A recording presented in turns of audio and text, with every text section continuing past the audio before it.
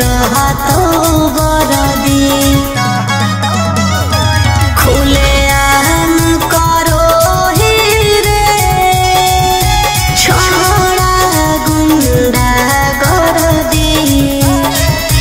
ले जाई तो कहियो उठा के जे पिन्हले रहतो बरदी एक ना एक दिन करे पड़तो सरेंडर बनो ही जे शेर तोरा बनाए देतो बंदर 12 बजे चलो बलंडर ओकर बाद मचो हो भंडर जेकर बारे में बोलो ही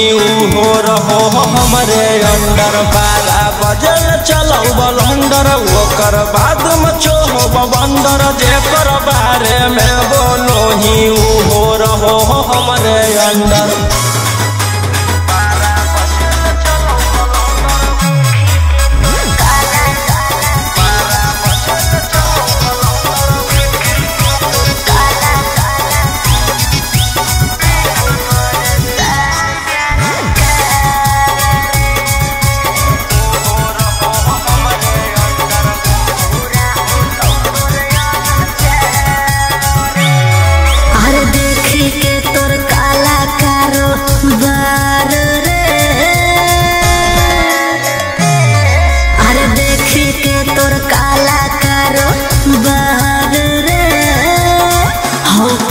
सान सरकार रे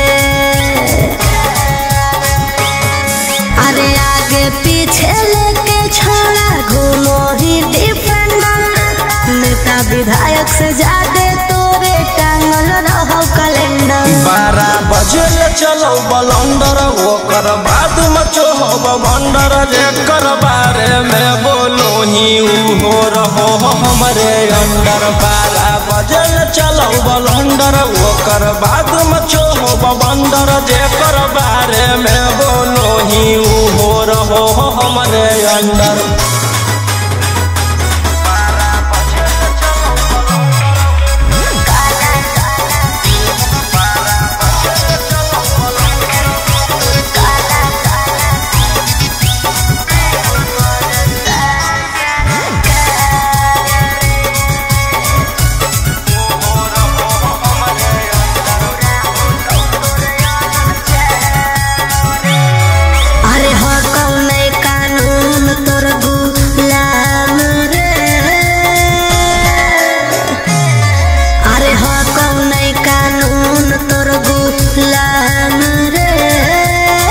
बुरा हो तो तोर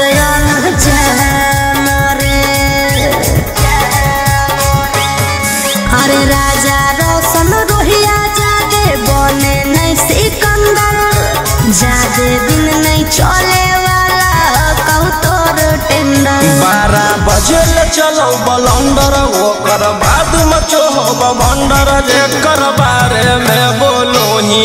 हो रहो हमरे अंडर 12 बजे चलो बलंडर ओकर बाद मचो हो भंडर जेकर बारे में बोलो ही हो रहो हमरे अंडर